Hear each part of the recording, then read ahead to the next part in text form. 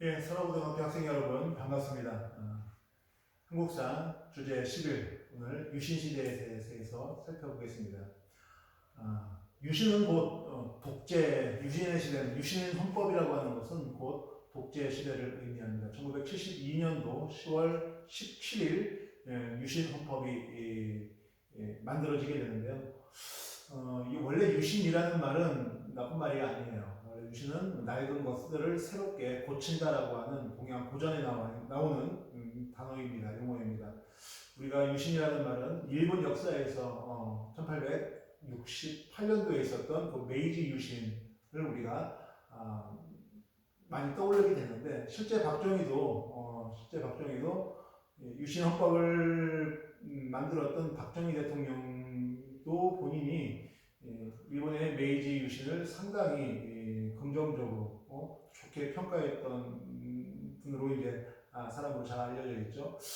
그래서 이제 그분이 이제 요 박정희가 이 유신이라고 하는 이 말을 이제 본인이 가져다가 헌법을 만들게 되는 것이죠. 유신헌법이 만들어지게 된 1972년도 당시 상황에 아주 중요했던 사건이 바로 7.4 남북 공동성명이라는 겁니다. 1960년대 말이 되게 되면은요, 1960년대 말에 그 닉슨 독트린이라고 해서 뒤에 나옵니다. 닉슨 독트린이라고 해서 미국이 아시아의 일들에 대해서는 개입하지 않겠다라고 하면서 아시아의 냉전이 완화되는 우리가 이제 데탕트라고 얘기하는데요. 냉전이 완화되는 그러한 분위기 가운데에서 남과 북도 대화의 물꼬가 튀어가는 중요한 그 사건이 바로 7.4 남북 공동성명이 되겠죠. 72년도 7월 4일 날 남한과 북한, 그러니까 평양과 서울에서 공동으로 발표된 선언문이기 때문에 우리가 7.4 남북 공동성명이라고 하고 있습니다.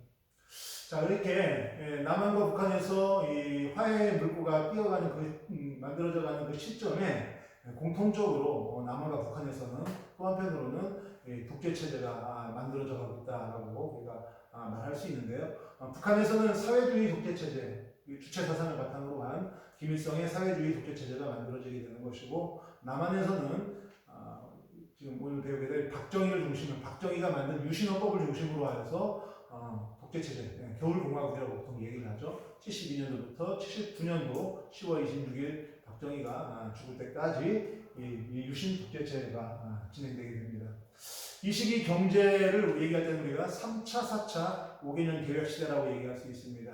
그러니까 4차 경제개발 5개년 계획이 진행되는 도중에 박정희가 죽었다라고 보면 될 수 있는데요.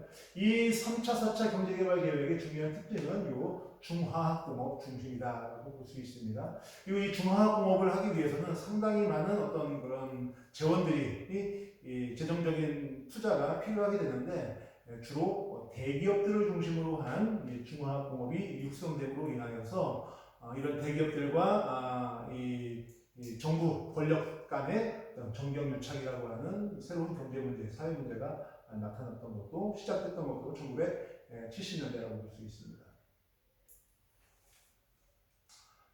우리 아래 사진을 보게 되면은 체육관에서 큰 행사가 벌어지고 있는 것 같은데요. 이게 이제 체육관에서 대통령을 뽑고 있는 모습입니다. 유신 헌법의 중요한 특징 중에 하나가 대통령을 국민들이 직접 선거를 뽑는 것이 아니라 통일주체 국민회의, 아마 사진을 이렇게 교과서 사진을 좀 확대해서 보면은 보일 거예요. 통일주체 국민회의, 줄여서 우리가 통대 이렇게 많이 얘기를 하는데, 이 통대라고 하는 요 대의원들이 주로 이제 여당 성향을 가지고 있는 대통령과 대통령의 집권당을 지지하는 사람들로 모여 있는 대의원들이 체육관에 모여서 대통령을 선출하고 있는 모습입니다. 그래서 이 시기 대통령들을 우리가 그 체육관 대통령이라고 얘기한 겁니다. 체육관 대통령에 해당되는 사람이 바로 박정희와 그리고 전두환. 전두환도 대통령은 유신헌법에 의해서 통대에 의해서 통일주체 국민회의에 의해서 뽑힌 체육관 대통령이라고 말할 수 있습니다. 네, 있었죠. 통일주체 국민회의에서 대의원들이 선거를 하는 모습인데요. 후보자는 대통령 후보는 딸랑 한 명입니다. 박정희 한 명. 그래서 무려 99.9%의 99.9%. 여기서 보면은 2,357명의 아닙니다. 박정희 지지표가 2,357표고 두 표가 무효표로 나왔다라고 얘기를 하고 있습니다. 뭐 맞는 말인지 모르겠지만은 뭐 카더라라는 그런 말들에 의하면은 한자는 박정의, 하나는 박정희라고 해서 두 표가 무효표 나왔다라고 하는 그런 우스갯소리도 있습니다. 단독 출마입니다. 자, 여기 나와 있는 이야기는 유신헌법이 반포되게 된 당시 국제 정세에 대해서, 그리고 이거는 남북 간의 어떤 관계에 대해서 얘기하고 있습니다. 첫 번째 이 국제 정세를 보게 되면 아까 얘기했던 69년도에 미국 대통령이 닉슨 독트린을 선포합니다. 이 69년도에 무슨 일이 있었냐? 한참 지금 베트남에서 베트남 전쟁이 벌어지고 있는데 이 베트남 전쟁이 만만치가 않아요. 베트남 전쟁이 만만치가 않습니다. 이 2차 세계대전 때 승전국이었던 미국이 이 베트남 전쟁에서 상당한 어려움을 겪고 있습니다. 고전의 고전을 면치 못하고 있는 상황이고, 또 한편으로는 미국 국민들이 중심이 되어져서 베트남 전쟁에 대한 반전 시위가 아주 극에 달했던 시기가 바로 1969년이라고 볼 수 있습니다. 따라서 당시 대통령이었던 닉슨은 미국 국민들의 이러한 반대에 직면하고 있었고, 또 한편으로는 이제 이걸 해결하기 위한 방법으로서 닉슨 독트린을 선포하게 되는 것이죠. 과거 우리가 트루먼 독트린이 냉전의 시작이었다라고 한다면은 요 69년도에 닉슨 독트린은 냉전이 이제 완화되어져 가는, 냉전이 녹기 시작하는 시점을 우리가 얘기하고 있습니다. 이런 냉전의 완화 분위기 속에서 이 남북 간의 대화가 시작되고, 또 일부 주한미군 같은 경우는 아마 일개사단 주한미군이 철수를 하는 그러한 분위기가 지금 만들어지고 있습니다. 따라서 국내적으로는 아주 묘한 상황이 벌어지게 되는데, 뭐냐?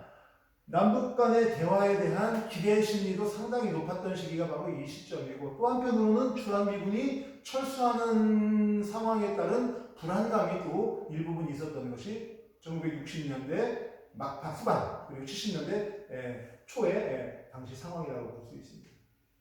이런 상황 속에서 박정희는 당시 자신의 과거 비서실장이자 또 당시 최고의 권력기관이라고 볼 수 있는, 박정희 정권의 최고의 권력기관이라고 볼 수 있는 게 중앙정보부라고 하는 곳인데, 이 중앙정보부장이었던 이후락을 비밀리에 특사로 김일성, 당시 북한의 주석이었던 김일성에게 보내서 7.3 남북공동성명이 완성되게 되는 것이죠.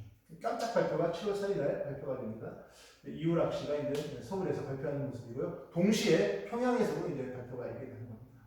남북 공동성명의 핵심 내용은요, 자주 평화 민족 대단결이라고 하는 3대 원칙을 바탕으로 하여서 우리 한번 통일을 한번 만들어보자, 통일을 이뤄보자라고 하는 내용이라고 보면 되는데, 결과적으로는 이 국민들은 이 7.4 남북 공동성명을 통하여서 상당한 기대 심리가 높았지만, 오히려 남과 북의 지도자들은 이 성명서를 바탕으로 하여서 자신의 권력을 더욱더 공고히 하고 자신의 독재 권력을 연장시키기 위한 수단으로서 남북 공동성명을 이용하게 됩니다.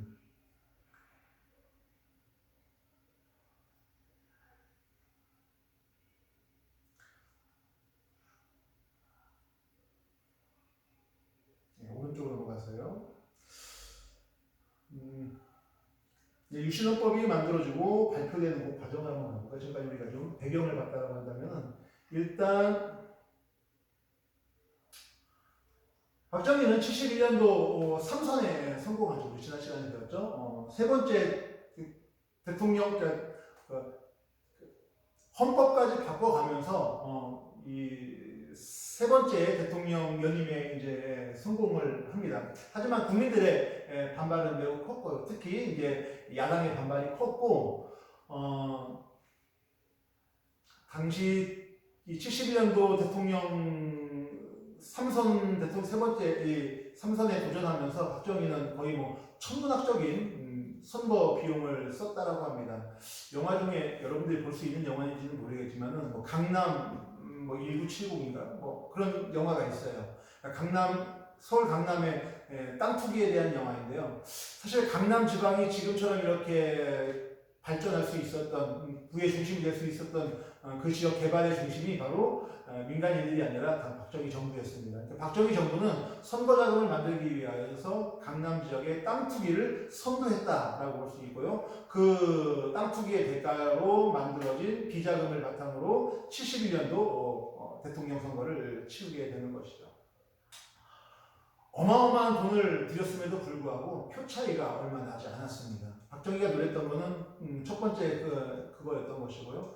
두 번째는 71년도 대통령 선거 직후에 총선을 하게 되는데요. 그러니까 국회의원 선거죠. 이 국회의원 선거에서 박정희의 공화당이 많은 표차로 야당을 따돌려야지만이 국회의 공화당을 중심으로 한 그 개헌 정족수를 만들어야 되는데 3분의 1을 당선시키지 못하게 됩니다. 다시 말해서 국민들의 상당수가 공화당으로부터 등을 돌렸다. 박정희 정권으로부터 등을 돌렸다라고 볼 수 있는 것이죠. 이러한 위기감이 상당했다라고 얘기할 수 있습니다. 그래서 국회의원 선거에서 야당이 약진했다. 이 얘기는 개헌 정족수를 여당이 확보하지 못했다라고 얘기할 수 있습니다.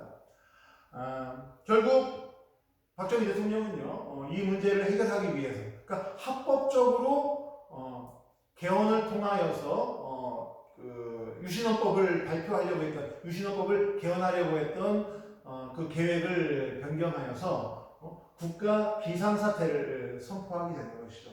국가 비상사태를 선포하고서 험악한 분위기 속에서 국민의 기본권을 제한한 상태에서 이것들에 대해서 마음대로 언론과 개인들이 비판할 수 없는 그런, 함부로 비판할 수 없는 그런 사회적인 분위기를 만든 속에서 개헌을, 유신헌법을 만들어 가게 됩니다.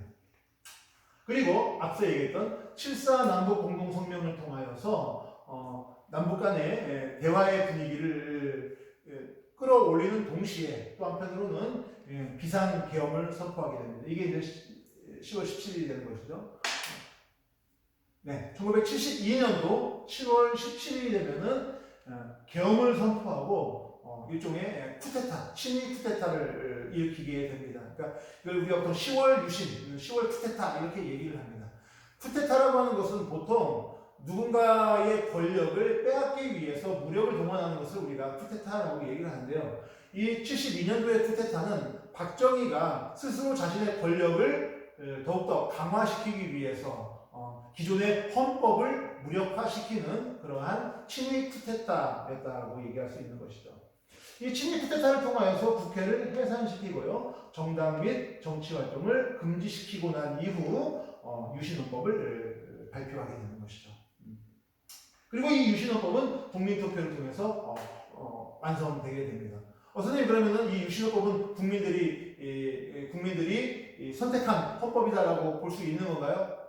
결과적으로는 맞는 말이지만은 사실은 뭐 그렇다라고 얘기할 수는 없습니다. 왜 그러냐? 당시 이 비상계엄 상태에서 언론들은 그리고 정당들은 이 유신헌법에 대해서 보다 객관적이고 보다 이제 투명한 비판과 유신헌법에 대해서 국민들에게 객관적으로 알려줄 수 있는 언론기관들이 제 역할을 할 수 없었던 상황이었다. 제 역할을 할 수 없었던 상황을 넘어서서 당시 언론들은 박정희의 비상계엄 상황에서 이 유신헌법을 찬양하고 유신헌법을 아주 미화하는 일들을 앞장서게 됩니다. 그리고 유신헌법을 반대하고 비판하는 많은 사람들은 실제 이제 끌려가서 많은 고문을 당하기도 하고 이런 어려운 상황이었기 때문에 국민들은 유신헌법이 민주주의의 헌법 질서를 파괴하는 반민주적인 헌법이다라고 하는 사실을 제대로 깨닫지 못했던 것이죠. 결과적으로 국민 가운데 90%가 넘는 국민들이, 그 당시 국민들이 유신헌법에 찬성표를 던지게 됩니다. 유신헌법의 내용을 한번 볼까요? 첫 번째, 대통령의 연임 제한이 없습니다. 다시 말해서 6년이라고 하는 임기를 줬지만은 이 6년 임기를 대통령 4년 임기에서 6년 임기로 2년을 늘린 것처럼 보이지만 6년에서 끝나는 것이 아니라 계속된 연임이 가능하기 때문에 영구집권이 가능하다. 박정희와 71년도 대선 때 김대중이 박정희가 3선을 하게 되면은 분명히 영구 집권을 위한 총통제가 실시될 것이다라고 장충당공원에서 얘기한 적이 있는데 이게 그대로 지금 재현되고 있는 상황입니다. 자, 통일주자국민회에서 6년마다 선출합니다. 간선이거든요. 국민들이 뽑는 것이 아니라 일종의 친여적 성향을 띠고 있는 정부를 지지하는 사람들로 구성되어 있는 대의원회에서 박정희를 계속 이렇게 선출할 수 있는 그런 간선 방식을 취하고 있고요. 대통령의 권한이 대폭 강화되어졌습니다. 어떤 권한이 있냐? 첫 번째, 국회의원의 3분의 2를 추천할 수 있습니다. 국민의 대표라고 할 수 있는 국회의원들 가운데서 3분의 1은 정의회라고 하는 이름을 붙여주게 되는데 이 정의회 국회의원들은 바로 국민들이 뽑은 대통령이 아니라 국민들이 투표를 통해서 뽑은 국회의원들이 아니라 박정희가 임명한 자신의 필요에 의해서 필요하다고 생각하는 사람들을 임명해서 국회의원의 자격을 얻은 사람들이 바로 3분의 1에 해당됩니다. 그럼에도 불구하고 국회가 마음에 안 들면은 박정희는 국회를 또 대통령은 또 국회를 해산할 수 있는 그런 어떤 파워가 있었고요. 이 유신 헌법의 가장 중요한 대통령의 강력한 권한을 가장 잘 보여주는 게 바로 이 긴급조치권이라고 볼 수 있습니다. 긴급조치 발동권이라고 하는 것은 대통령의 명령만으로 헌법을 정지시키고 국민의 기본권을 제한할 수 있는 심한 경우 법원의 판결 없이도 사형을 명령 집행할 수 있을 조선시대 때 조선시대 때 임금들조차도 가질 수 없었던 막강한 힘을 바로 유신헌법을 통해서 박정희가 갖게 되는 것이죠. 결국 대통령은 입법, 국회의원들 국회를 해산할 수도 있고 국회의원 가운데 3분의 1은 대통령이 임명할 수 있는 그러한 대통령이 입법부를 장악했다고 볼 수 있고요. 사법, 법원, 그러니까 사법은 법원을 얘기하는 건데 이 법원의 판사들을 대통령이 임명하고 이 임명하는 건 그렇다 치는데 이 판사들이 마음에 안 드는 판사들, 다시 말해서 박정희 입장에서 마음에 들지 않는 그런 판결을 하는 그러한 판사들은 박정희가 파면할 수 있습니다. 그러니까 판사가 자신의 양심과 법리에 따라서 판결을 하는 것이 아니라 정부의 눈치를 볼 수밖에 없는 그런 상황이라고 볼 수 있죠. 행정권, 당연히 행정권의 그 정점에는 대통령이 있기 때문에 행정권 장악하고 있는 것은 그렇다 치지만은 입법과 사법까지 다 장악함으로 인하여서 민주주의의 가장 기본 질서라고 할 수 있는 삼권 분립을 무력화시키는 게 바로 유신헌법이고 유신독재체제라고 얘기할 수 있습니다. 얘기한 것처럼 이 유신헌법에 반대하는 사람들은 또 중앙정보부라든지 각종 것들을 통하여서 기관들을 통하여서 탄압을 일삼게 되는데 대표적으로 1971년도 대통령 선거에서 박정희를 어렵게 만들었던 이 김대중을 납치하는 사건까지, 김대중 납치 사건까지 벌이게 됩니다. 참, 이런 짓들 백주 대낮에 도쿄의 호텔에서 박정희 대통령의 가장 큰 정치적인 라이벌이라고 할 수 있는 야당 지도자라고 할 수 있는 사람을 납치해서 바다에다가 빠뜨려서 상어밥, 물고기밥을 만들려고 했었던 참으로 허무맹랑하지만은 어떻게 이런 일들을 국가가 주도하여서 할 수 있냐 싶을 정도의 이런 일들을 일으키기도 합니다. 자, 유신헌법의 특징 아래 잘 나와 있는데요. 그냥 69년도에 삼선 개헌 헌법이 되겠고요. 삼선 개헌 헌법을 바탕으로 71년도에 삼선에 성공했던 박정희가 곧바로 72년도에 유신헌법을 통하여서 영구 집권을 할 수 있게 된 것이죠. 자, 내용들 한번 봐보기 바라고요.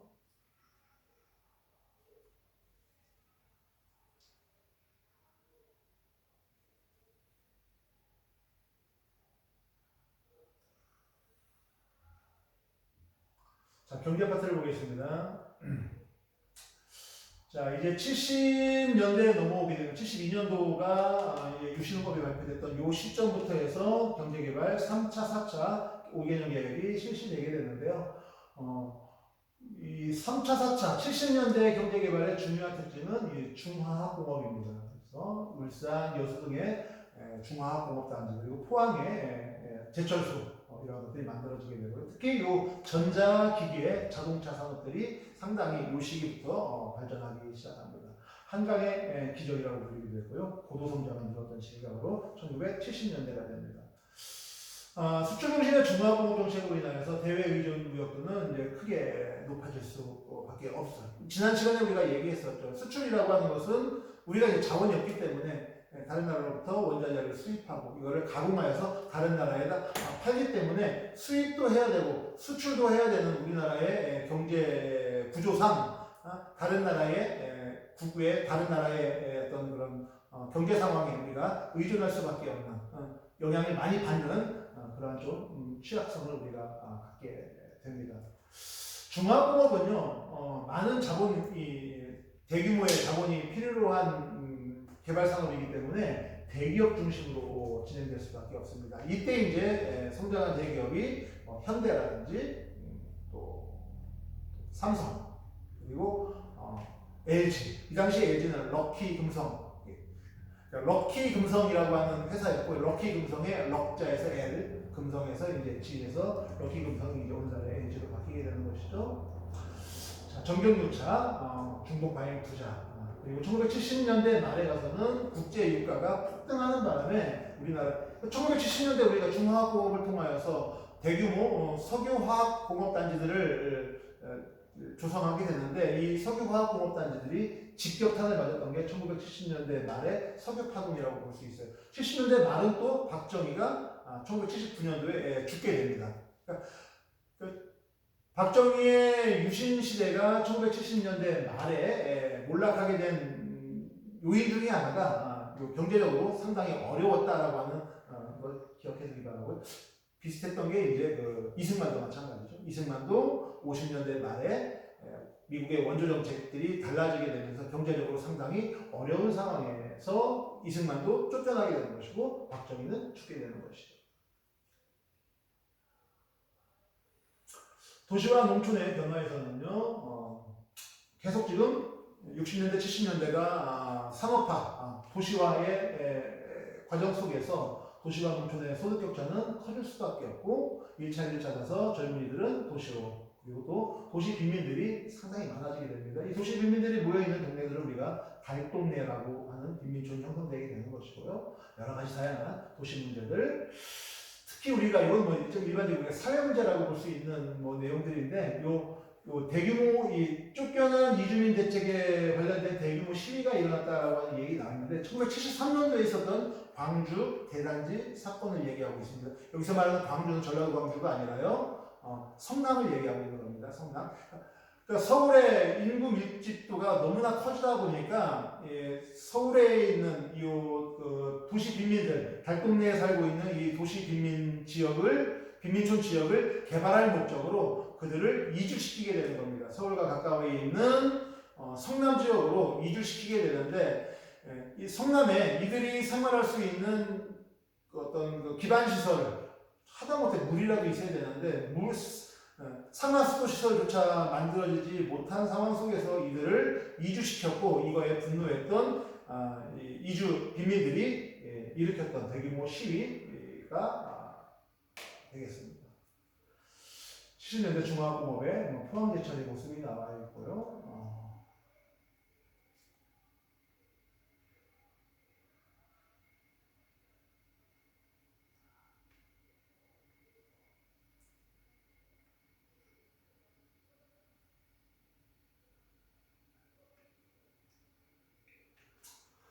공업화 정책, 저임금, 저고가.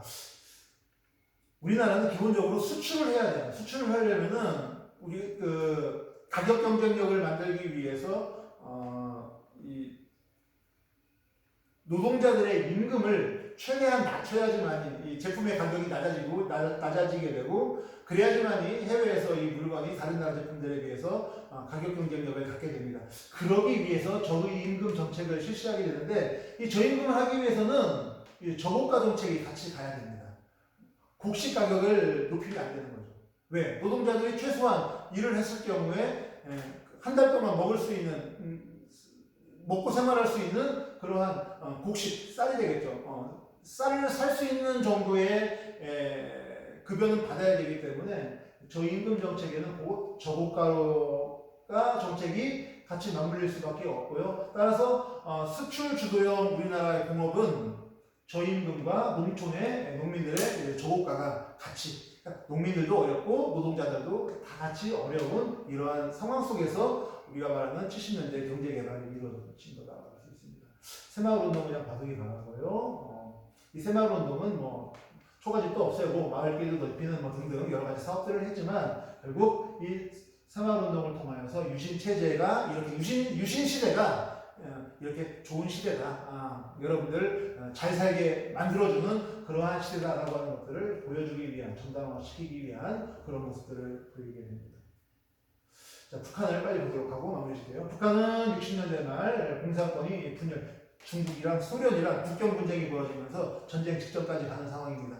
반면에 한국, 미국, 일본은 60년대 중반, 65년도 한일협정을 통하여서 일본과 우리나라가 국교를 정상화시켰고 그러면서 한미일 삼국 안보 태세가 갖춰지게 되면서 북한은 상당한 위기감을 갖게 되는 것이죠.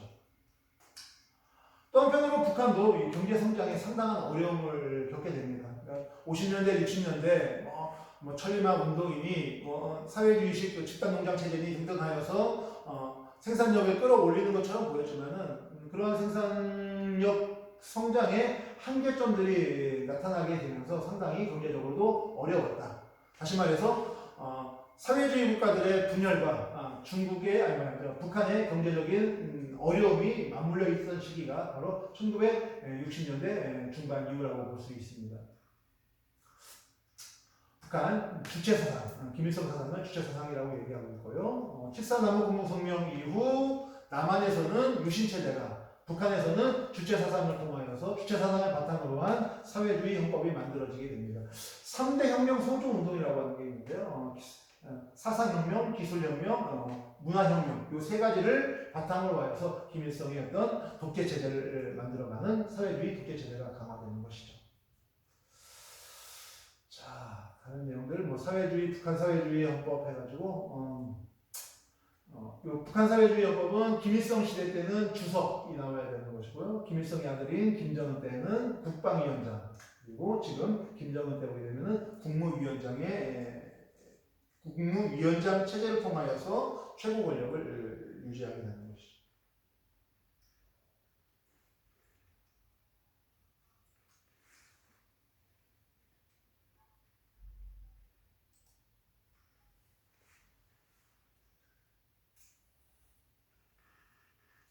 자, 유신 시대를 잘 여기는 이제 다음 시간에 여기까지 하겠습니다. 수고했습니다.